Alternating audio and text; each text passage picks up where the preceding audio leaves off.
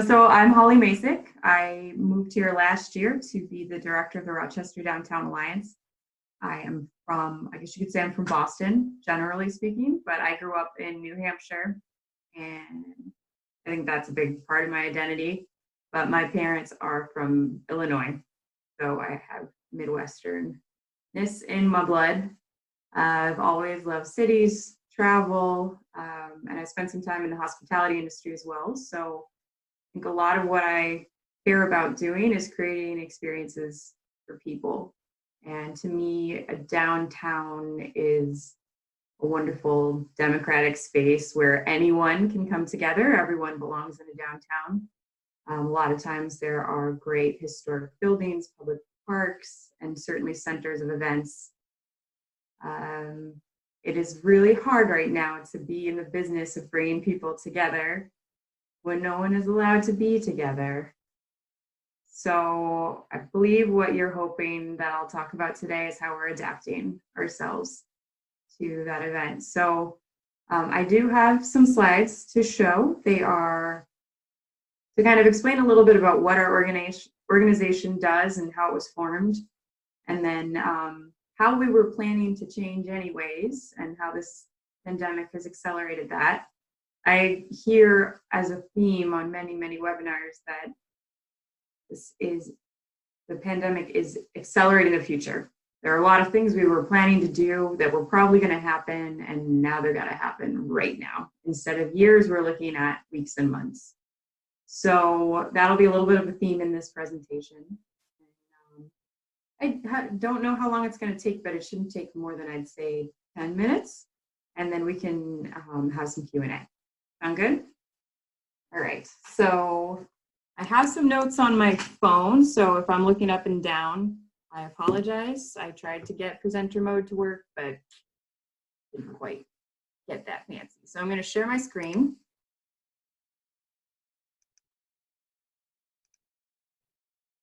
And I want to say I don't mind, since this is a small group and we're keeping it informal, you are welcome to interject with questions. I'm not trying to give you a lecture, so we'll go ahead.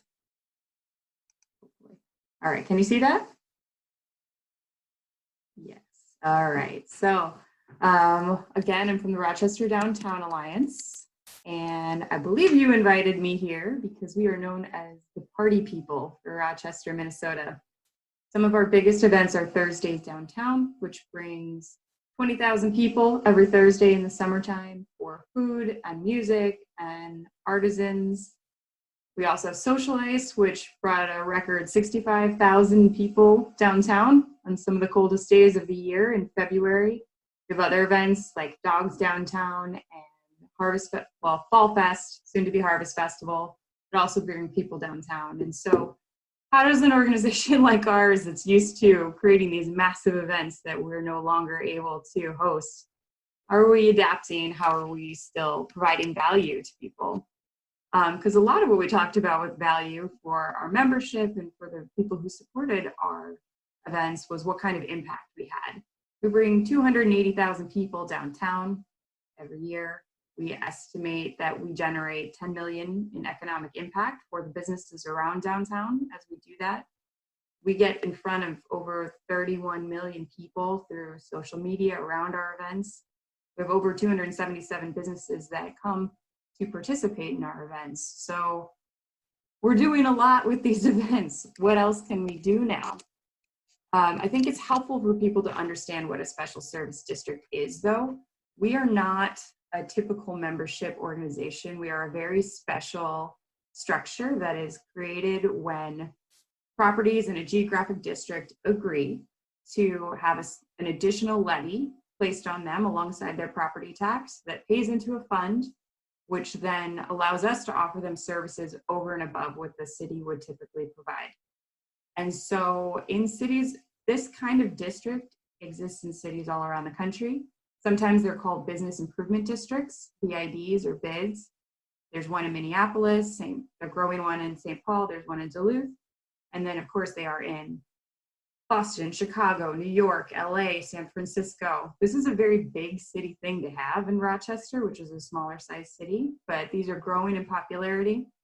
Ours was established in 2005 with the goal of improving the economic vitality of downtown Rochester. But again, it's been growing very much as an events-based organization, whereas most of the business improvement districts I've been involved with in the past, either as a board member or as a supporting staff in some capacity.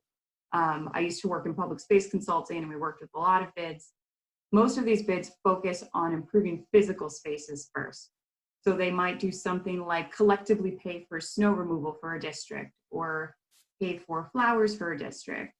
A very popular thing is clean and safe ambassador programs, which I'm going to talk to you about in a little bit.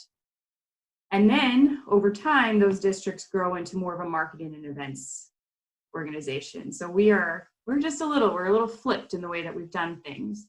But to familiarize you with where we're working, we are bordered to the north by Civic Center, that's Civic Center Drive, to the south by Soldiers Field Park, to the east by the river and by the Civic Center, and then to the west pretty much by Mayo Clinic. And so with full transparency, anybody in purple on this map is a privately owned property that is assessed and is paid into the district, and anyone that is in yellow is exempt from the levies, but a lot of them are voluntarily supporting us, especially Mayo Clinic in the city of Rochester, because they both see a lot of value in the services that we provide to downtown. And so this year, as I mentioned, a lot of business improvement districts focus on altering the physical spaces of downtown and beautification. And I'll explain why a little bit later in this presentation. We were starting to shift in that direction. And so outside of everything that was happening with COVID-19, we were gearing up to change our mission statement. The previous mission statement was very much about events. So it was to be a unique, vibrant urban experience, a central gathering place for the community that is attractive, inviting, fun, and livable. Now we are on to create, enhance, and sorry, Zoom is like in my way, and promote a downtown experience that is welcoming, fun, and livable. This has changed for us in a couple of ways. It may seem similar, but now we're focused very much on, rather than those 31 event days a year, we want to impact downtown every single day in very noticeable ways. We want people to think of downtown when they come downtown as a seamless experience. And welcoming was a word that we picked because we want people to understand that downtown is for everyone, that it's not just for Mayo Clinic patients or just for people who look a certain way or earn a certain income. We want people to understand, as I said at the beginning, this is a democratic space. It's similar to a public park. Anyone can spend time there. And then we kept that word livable and want to emphasize it even more because we're finding that more and more housing is being built downtown. So it's not a 9-to-5 destination anymore. People are there 24 hours a day. And so the services that they need and the experiences that they're having are starting to shift. It's not just banks anymore. So again, how do you start shifting events that bring 60,000, 20,000 people into one spot into a modern day COVID-19 situation? We are adding additional services to what we do, but we're not letting go of those events. And so Thursdays Downtown has come to represent something very important for Rochester. It's an opportunity for the community to come together. It is a great moment for very small businesses to launch a product or try something new in a 10-by-10 tent rather than having to invest in a whole brick and mortar storefront or buy a bunch of kitchen equipment. Everyone can try this as sort of business incubator. It's a great time to bring together local musicians. And so what can we offer Rochester and still try to be safe?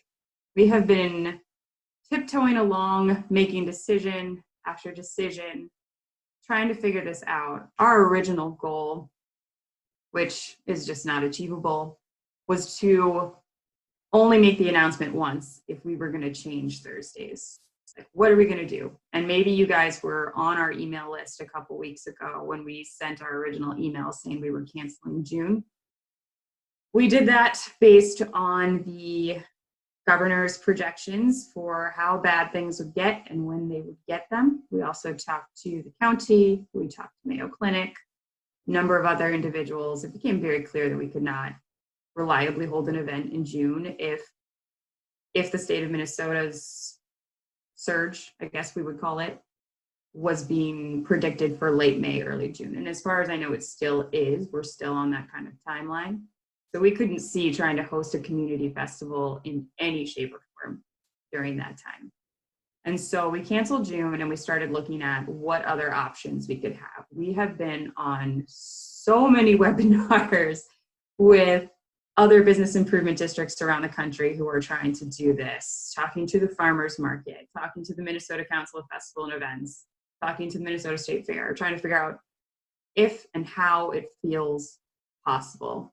Realistically, nobody is thinking they can have an event the way they've had it until at least next year. And I want to make that very clear. Everyone sees the need for change.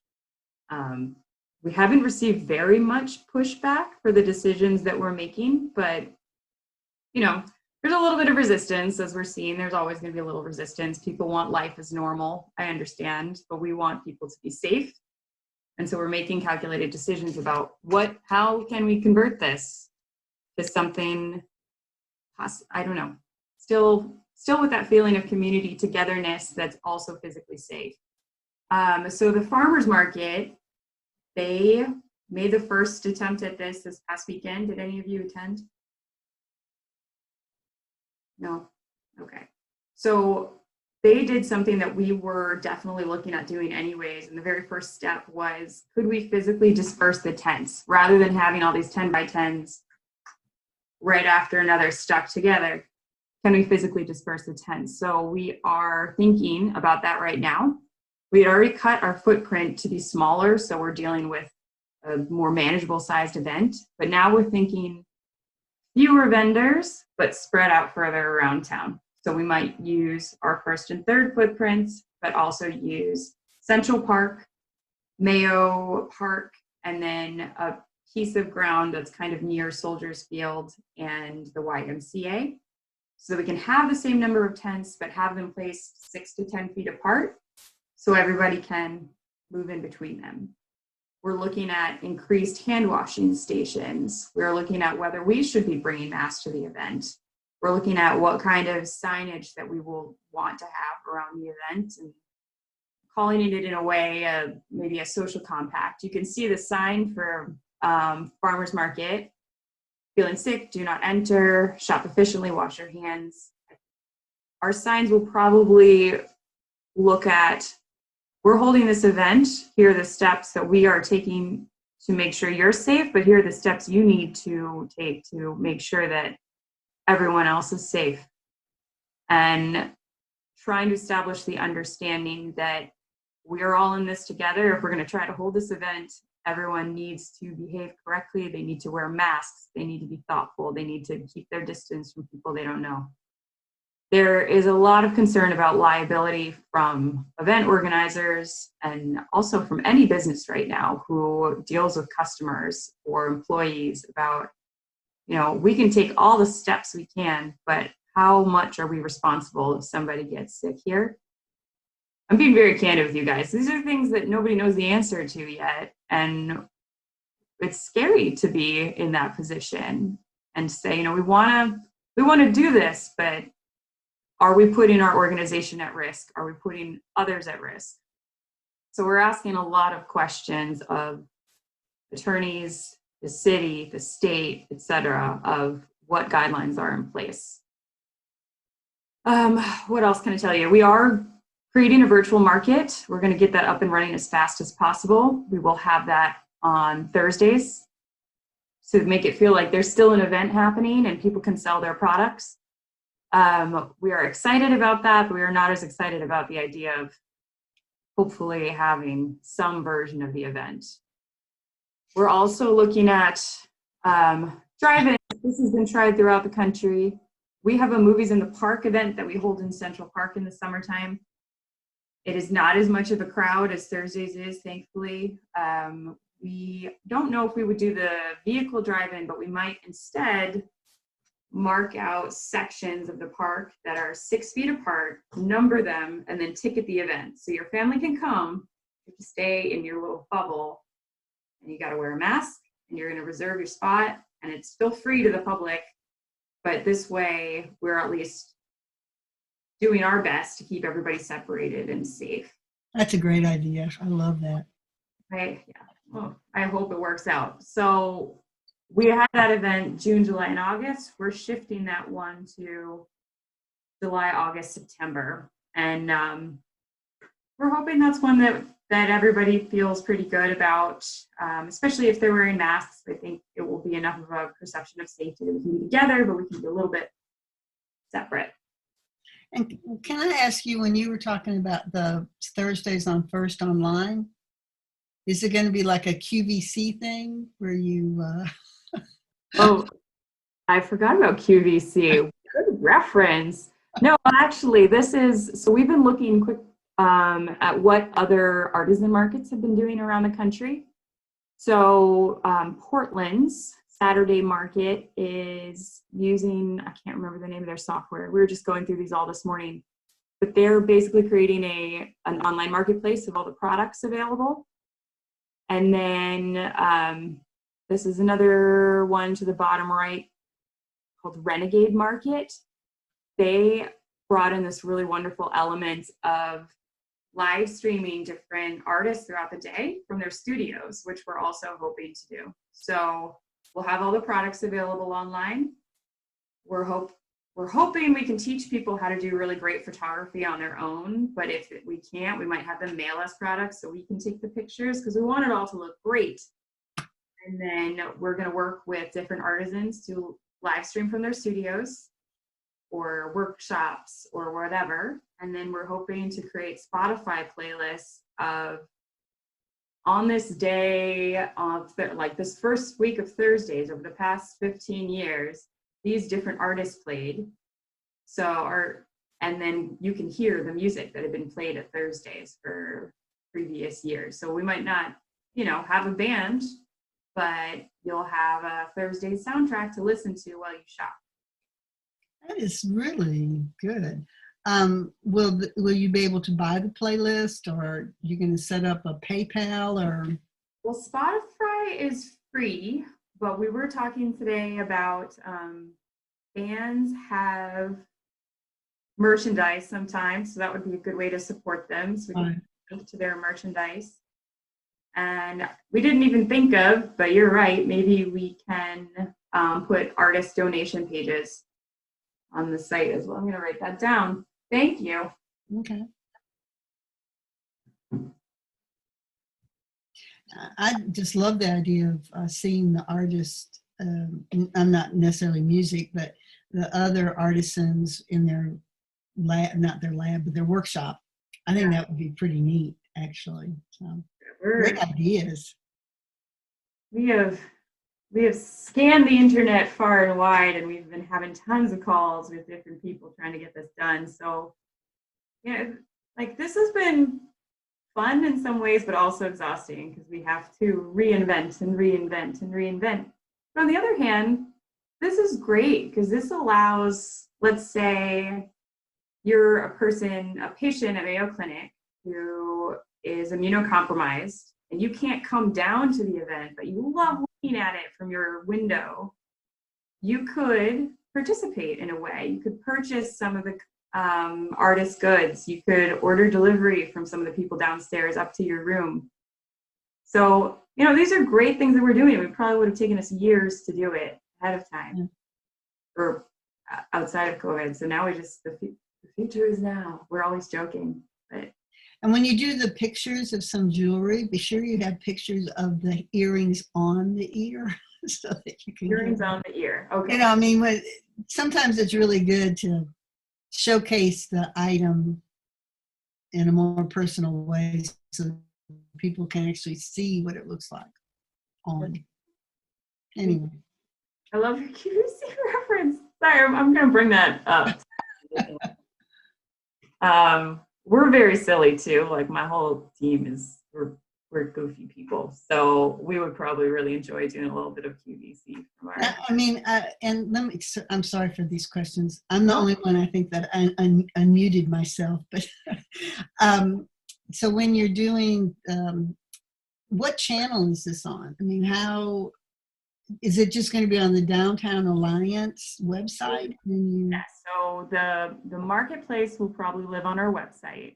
And then Spotify is a separate music platform, but we'll link out from the same marketplace on our website. And then as far as live streaming the different artists, I think we'll do it on Facebook Live, but we might use YouTube because YouTube is very easy to embed in a web page. Right. So yeah. And you don't have to have Facebook to. Yeah. So. That is a very good point as well. We want as many people to be able to enjoy it. Right. And YouTube. Yeah. Right, so that's that. And now on to a few of the things that we were talking about before Don jumped on was, what did we immediately do with our website and our communications strategy? So we knew that we were going to be, typically we have listings of all the businesses downtown. We're sending out newsletters about what they're doing. We knew as soon as the governor's orders came through on March 17th that it was going to get really confusing really fast. And one thing that we could do with our website and our social media that have a great following is keep track of who's open, who's closed. And so we sent out a survey first it was just to downtown businesses, then we opened it up to the entire city, to anybody who was converting to delivery or takeout, or who was opening or changing their hours, anything they were doing, any information they wanted to make sure the public knew so they could try to keep business coming in. Whether that was just buy a gift card, whatever that was going to be, we built out different pages of our website. So first it was a Google Doc, just pulling in a Google form. And then we started our better iteration. This is like 2.0 and 3.0 here. You can see it's much cleaner than just a Google Doc. Has all of our downtown businesses that are open and their hours. We have a page about how to help the downtown Rochester community during COVID-19. So strategies about how to buy local, where, if anywhere, can you volunteer right now? If you want to donate things, where should you donate? And a principle that we took on from the very beginning of this was we want to be really careful with what we put out there because people are going to be inundated with information. We want to make sure that we go to the leaders in each field and ask them what messages they want to get out. So you'll see them.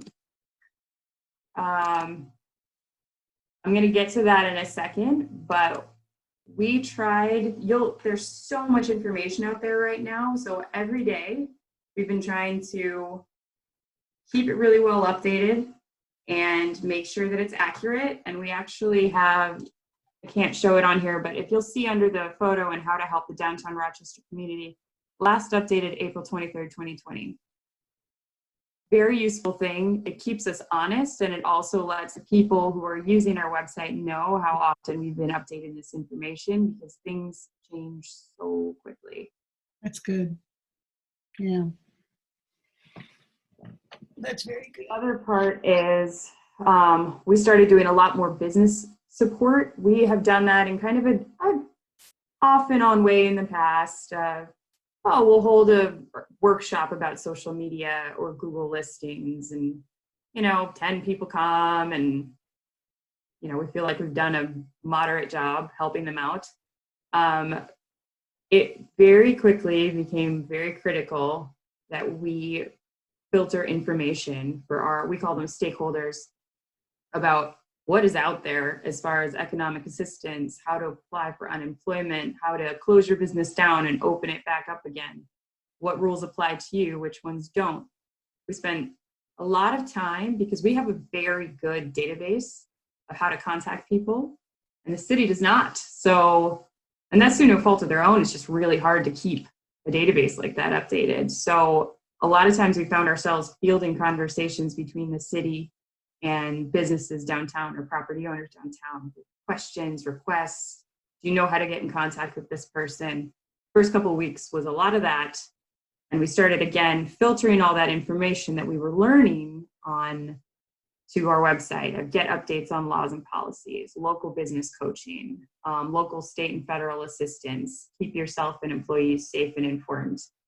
And again, we're putting the date on that page so that people can see how recently we've updated it. We started kind of readjusting our social media, which is usually, it's always positive. We're positive people. But we focused for the last couple of weeks on community spotlights for people in downtown who were doing really excellent work on behalf of the community. This one is about City Market, who I can't even remember, but a number of restaurants have stepped up to either save produce that was no longer going to be able to be used and get spoiled and getting that over to be school lunches. Or we found out that our county representative is really involved in mental health month. The YMCA that never usually works with us, but is in our district, is providing childcare for emergency healthcare workers. So these are just a couple examples, and these have been very well viewed. Videos are kind of new for us. We didn't do a lot of that before, but people are stuck at home. So we're adapting our products and giving them something positive to watch. And these have been viewed 400 times. We produced 17 of them. Looks like they have, 400 views on YouTube, 50,000 reach on Facebook. So we put things out through multiple channels and they get different viewership. They're different ones. That's great. Put it out with maybe 7 of these lined up, and then people started reaching out to us saying they wanted to do it. We also started doing these internal stakeholder emails. We have a public-facing email that I think some of you are subscribed to. It has 8,000 subscribers. It goes out every Wednesday. It has events downtown, some of our blog posts. These emails only go to the 300 businesses and properties in our district. Or if you're an employee downtown, you can sign up to get them too, but they are pretty private. But we never used to send these with any regularity. Maybe the city would put out a press release that we thought was relevant. Relevant information comes out every day now. So we have put a lot of time into effort, again, into filtering what information is coming in, translating it, and then getting out to our community. So this one was from March 31st. Just letting people know how to contact us, what kind of business support is currently available out there, where you should go for community support, encouraging people to keep their information current. And if we have an update like Thursdays downtown, do that as well. And we've gotten a lot of positive feedback about these emails. They're not flashy, but they're really informative. Very informative. Yeah, they're really readable. So, and again, we're double, triple checking information to make sure that. And the links are, and they're bullets. I love bullets. I love bullets too, Patricia. Love bullets. Right. So I mentioned a little earlier that we took it on as a kind of a principle for us that we were going to get the right information from the top of the food chain for all of the things going on in the community and get that out to our stakeholders. So we were invited to become part of the Economic Stability Working Group, which includes the City of Rochester, DMC, Ready, and Rochester Area Chamber of Commerce, and the county as well. Sorry, their logo's not on here. That was an oversight. But we have been talking, first it was every day at 1 p.m., then it was 3 times a week at 1 p.m. But what can we do right now to help the business community? One of the things that came out of that was the emergency loan that was $250,000 for local businesses, and that got processed immediately. Another one was allowing restaurants to bag the meters in front of their businesses so that they have an easy access drop-off delivery point for takeout. Another one was suspending the parking contracts since businesses aren't downtown right now, let's save them a little bit of operating costs. So you can suspend, if you have contract parking for the foreseeable future, you won't have to pay it and you won't lose your spot. Oh, that's wonderful. It is That's very really cool to cool. people. We're taking advantage of it too. Yeah. Then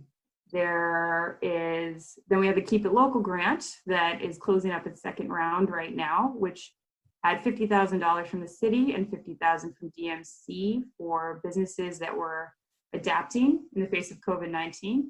So they could apply for up to $2,000 for a project like bringing their marketing online or creating an ordering platform or a new product or whatever it's going to be.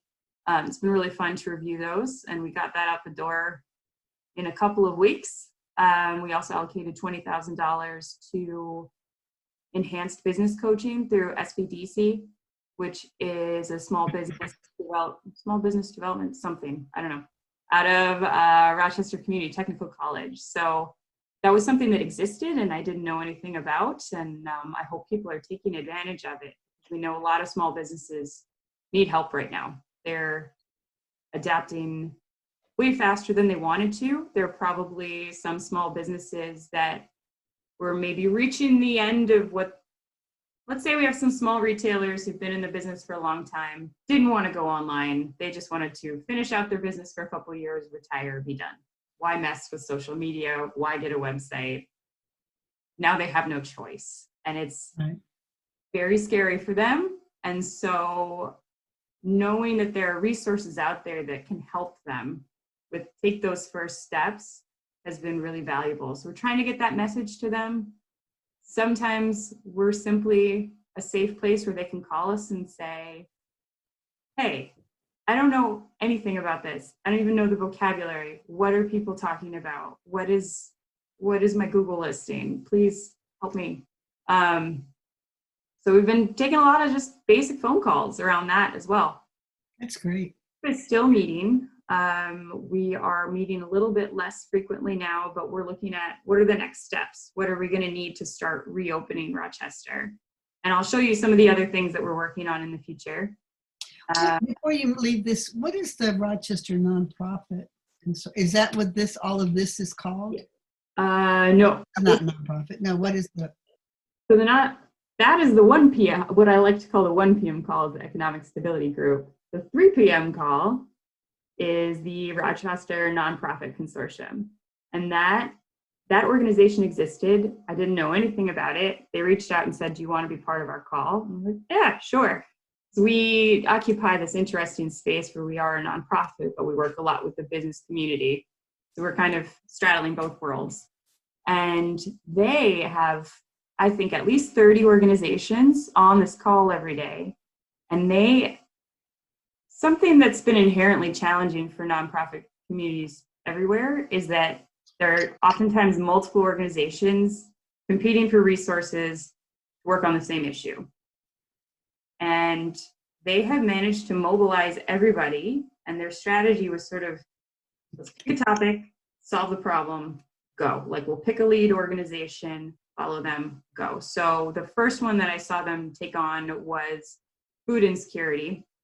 And there are multiple organizations that work on food in Rochester, but they allowed Channel 1 to become the leader with assistance of the city. And then they started coordinating, bringing together all the food, reallocating, getting it out through public school systems, through churches, however it was going to be, they were the lead on the process. So that information we would take, put on our website, get out to stakeholders and say, nobody wants you to donate food right now. They just want money. The people to donate money to are these organizations, and this is what they're going to do with it. So, like, please don't drop off canned goods at Channel 1. Nobody wants to touch things right now. So just making sure we have the right information, because there are a lot of well-intentioned people out there that want to help. They just need to be told how to help. That's great. So the nonprofit consortium calls are still going on as well.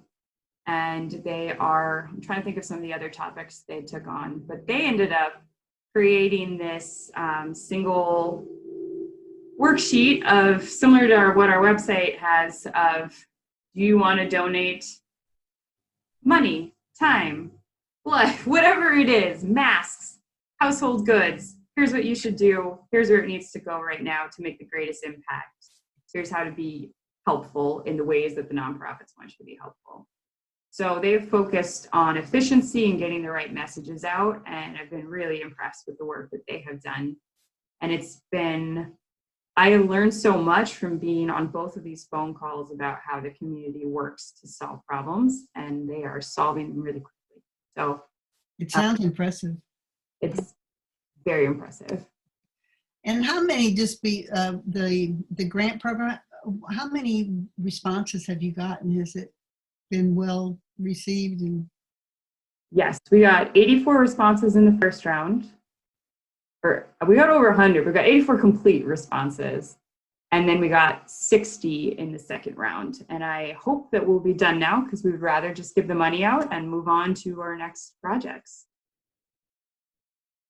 that's great. The city's going to put out a press release sometime in the next few days that talks about some of the projects that were funded.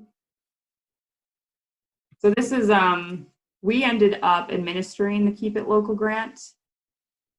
It was not just for downtown businesses, it was for Rochester, but we do other grant programs on behalf of the city. So we thought we were pretty well placed to administer the grant for them. We've also been trying to give information to the community similar in the way that we're doing here through webinars. And that's Carly McElroy from my team was on DMC's Road to Recovery webinars, because we're now all shifting a bit more to, all right, we've met all the immediate needs. What's it going to look like as we gradually reopen the economy? And this one was about events in public spaces. We are super involved in the International Downtown Association, which also is bringing together webinars every Monday for CEOs and directors and every Friday for the community. And this is our professional organization for business improvement districts and special service districts, and they call it urban place management. So these aren't good examples that are on this screenshot, but they bring together hundreds of people every Monday and Friday from all over the country and the world. We also have Canadian, South African, Irish, and British organizations that are participating as well. So we're hearing best practices from around the country. And it's especially been helpful to hear from places like New York, Seattle, UK, that are a couple weeks ahead of us in the timeline, because we can hear what they're doing and then get ready to adapt according to their experiences. So with all that information in mind, as we look to reopen the economy, it has been always been our goal this summer to start working on the physical improvements for downtown. And it's becoming even more important as we look at how can we make people feel safe in public spaces again. And so previous iterations of these types of presentations, we've been showing people pictures of what downtown actually looks like right now. Overall, we have a very safe downtown, and Mayo Clinic is amazing, but the day-to-day operations leave something to be desired. I mean, we're not keeping it clean to a very high standard. We have pretty bad construction practices downtown. And we, as an organization, are taking this on. And there are a lot of nerdy reasons why this is important to do. Basic maintenance actually matters. 2018 study by Columbia University showed that if you actually take care of blighted or vacant lots, it not only reduces perceptions of unsafety, but it actually reduces incidences of crime, because people get the feeling that a place is cared for and that somebody is watching and you cannot behave badly there. It also reduces feelings of depression to take care of a vacant lot, clean up a public space, which I think is very, very important right now. It's very important. Yeah. Is it Mental Health Month now? I think it is, but clearly, if no one was talking about it before, they're going to be talking about it now. I mean, we're all meeting challenges that we don't even have names for, I think, right now. There's also a lot of science behind how an environment impacts the way that you heal. And that can be anything from they've done studies of patients facing brick walls versus patients facing trees or parks out their window and how quickly they recover from surgeries. There's a great Scientific American article that kind of summarizes a lot of this stuff, which I can send to you after. But we were hoping to invest more in plantings and greenery downtown this summer for some of these reasons below. Lush layered landscapes matter, blah, blah, blah, blah. Sorry, I'm not going to get too much into it, but suffice it to say, these studies have been done. Mayo Clinic knows about it. The Master Gardeners know about it. Everybody knows about it. It's just a matter of having the resources in place to elevate what we're doing downtown and create these really beautiful places that we all deserve. And it's not just for the patients at Mayo Clinic, it's for everyone in Rochester. I would appreciate that because we're always looking for volunteer, ways to serve, and it could be a great project. Yeah, so it definitely could. So Central Park is a big area of focus for us this year. It was going to be anyways. We purchased a lot of new furniture. We were looking at repairing the benches, repairing the lighting, maybe doing some programming and music in the park. We might not program it, but we still have a lot of the pieces in place to make those improvements to the park. We've also been looking at other vacant spaces downtown and seeing if we can convert them.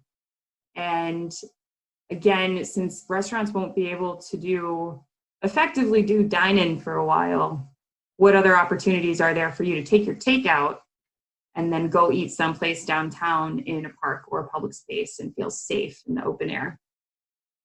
So another project that we were going to launch on April 1st, we have all the funding in place, it's ready to go. We're just working back up to what it's going to look like in the future, is a Clean and Safe Ambassador program, which brings a hired team. These are not volunteers. They are professionals from a national vendor they're uniformed. They do cleaning more in the morning, and then the evening team is more of a safety presence. They all are trained in hospitality, customer service, livability and homelessness outreach, and then we hope that our team will also be doing some horticulture work for us as well. We're working with a vendor called Block by Block. They do the same work for Minneapolis and Duluth, and they work in 120 cities throughout the country. So they are very well versed in what they do. In a lot of cities that already had these programs, the ambassadors have quickly become essential workers. Here's an example from Milwaukee, but what we're going to be focusing on a lot as we ramp up this service is the cleaning, sanitation of hard surfaces, making sure that people see this visible uniformed presence, wiping down doorknobs and big buttons on the lampposts, making sure that the trash cans are wiped down, etc. And so everyone is very much looking forward to this happening. We are waiting for our vendor to say it's okay to go. They've been working very hard to maintain the programs that exist throughout the country, and they asked us to pause a little bit as they figure out how they can start the new program for us. Sure, can we do Zoom? I can send a link. Yes. Apologies. Many things going on today. So you can see one of the things they're going to help us with is resetting, bussing furniture, emptying out trash cans. Right now, generally speaking, movable furniture is found to be one of the best ways to offer public seating in downtowns. It allows people to regroup as they like, to sit apart, to sit with friends, move to the shade, move out of the shade. There is a researcher named William Holly White that wrote a book and shot a documentary called The Social Life of Small Urban Spaces in the 80s that talks all about this. They actually did start camera photography to watch how people used different pieces of furniture, fixed benches, fixed tables, movable chairs. And so those guys, those little bistro chairs are kind of the gold standard in furniture. This also has become doubly important because people need to be able to sit 6 feet from each other. You can't share a picnic table with strangers anymore. You can't share a bench with strangers anymore, but you can take a chair, move it 10 feet away, and feel like you can sit outside. So we purchased a bunch of these for Central Park, but we can't put them out until we have the ambassadors there to bus the tables and empty the trash cans. So we're kind of on hold. Likewise with the flowers, but keep an eye out. Plans are in place. The foundation is there. We just can't do it yet. Another thing that is going on around the country that we're seeing, especially in denser cities where people are really crammed together, is the idea of shutting down streets to pedestrians. And so New York is doing this. Minneapolis has the most pedestrian closed to traffic, open to pedestrian miles of street in the country. Minnesota is a yay! So we're seeing this more and more. And I know when I go out for walks or runs now, I just claim the street as my own, for better or for worse. It's not condoned. But the city is taking a look at whether this is something we might want to try in Rochester for a little while to give people more space. We're not as dense, but you know, it might be enough novelty and bring enough joy. And frankly, downtown we're not seeing as much traffic anyways, so it might be a nice opportunity to give a little more space and a little more opportunity to reclaim the streets. Another thing that we're looking at with the city, this is, I mentioned this to you before, but expanding the cafe seating that has previously been just on the sidewalk and letting restaurants also take a parking spot that's next to them. And that'll give them a little bit more outdoor seating capacity and will also allow them to spread the tables a little bit further apart. There are examples of this program throughout the country. We look at Minneapolis a lot for examples, but there's also a program in Seattle and a program in San Diego and San Jose. There are programs in Boston, Toronto. Some people call them parklets, like parking space. Oh, okay. Yeah, so Grand Rounds did a version of this on 3rd Street. They tried to make it kind of public, kind of private, but I think we've learned that these would just need to be private spaces moving forward. Right. And that photo, just private to the restaurant. That photo of China is showing that's recent photo showing that if we're going to bring dining back, if we're going to bring a little bit of normal life back, people are going to need to be outside for a while. We're very lucky this happened right before summer and not right before winter, and that they're going to need to be spaced further apart. So what public spaces can we use? Maybe we will shut streets for a while and let diners go anywhere they want in the street. And then we can let each restaurant take care of their own tables. TBD, these are questions that we're kind of wrestling with right now. But I want to give the city a lot of compliments, because whatever crazy idea we throw at them, they're kind of like, oh, let us think about that. And they have not said no to anything straight off the bat. Well, it sounds like a good idea. So what? You're really providing some great ideas, so I can see why they're willing to try or think about it anyway. And then this let's see, this is my final slide, I believe, but it's about PopUp Retail. So brick and mortar was having a hard time before. They're going to continue to have a hard time. A lot of them are moving online to keep themselves afloat during this difficult period, but what can retail look like in the future?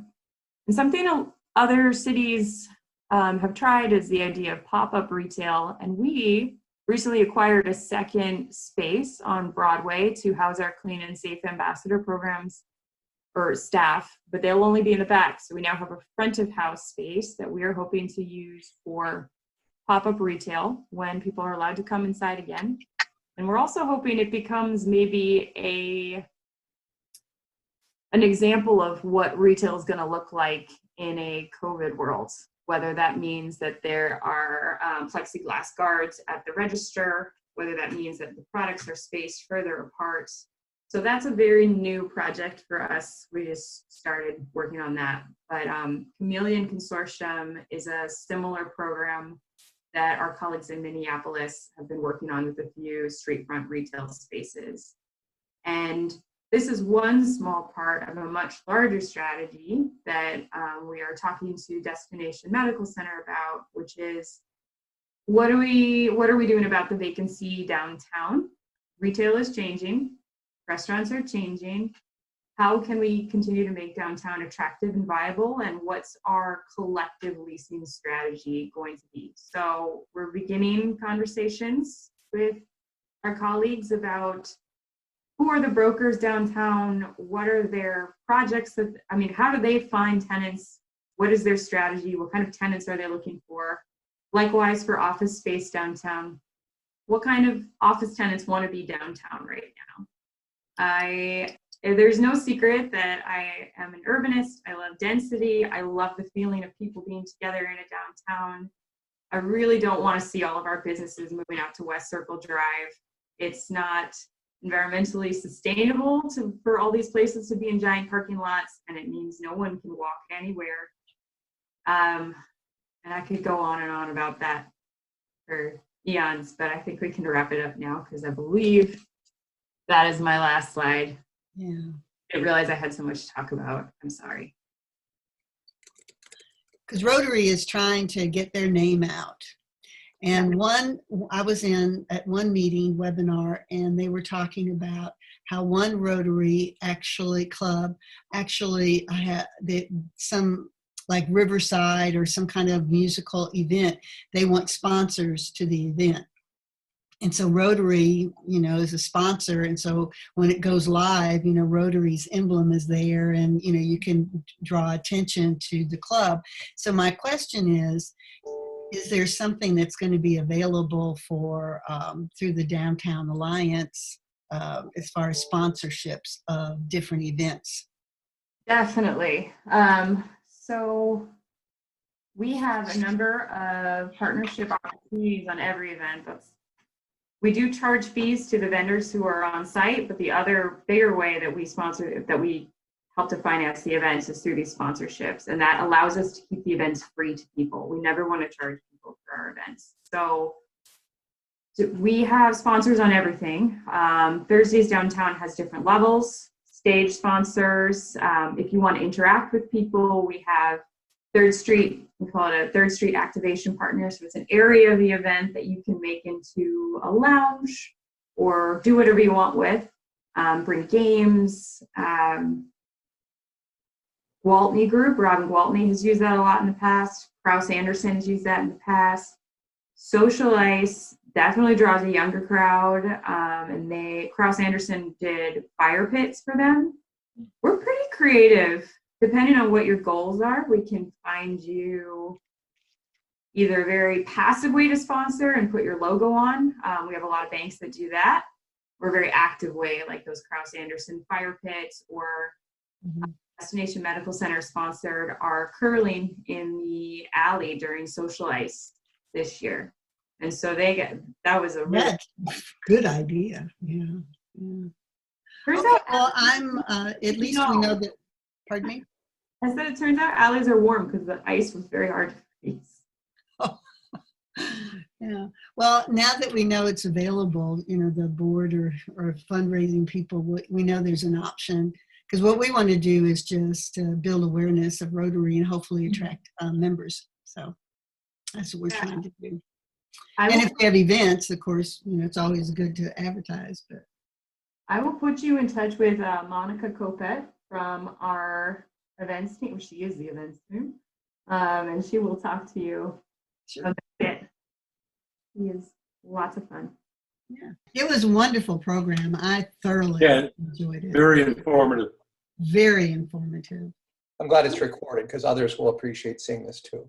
And we're happy to take questions if anybody has any after the fact.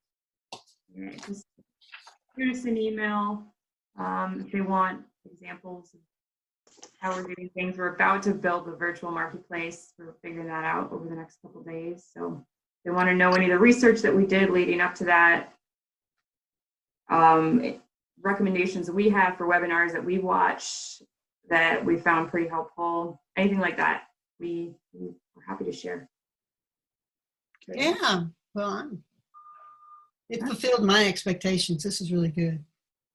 I'm glad. Good. All right. Well, this was a pleasure. I hope I get to go to Norway soon. Doug in the background. But in the meantime, we'll make Rochester fun. Yeah, great. All Thank right, so you. we will close with our four-way test here. So this is the four-way test of the things that we think and say and do. First, is it true? Second, is it fair Fair to to all concerned. Concerned. third? Will it Build goodwill and better friendships. friendships? And fourth, Will be beneficial to all all concerned. concerned? And fifth, is it fun? And it sounds like what Downtown Alliance is doing is following the four-way test. Yeah, that was really interesting. Yeah. That's been a really big priority for us. Yeah. So you're already a Rotarian. So Yes. All right. right. That's right. Go. That makes me feel good. Thank you so much. Thanks all. Bye-bye. Okay, Sure. thank you. Bye now.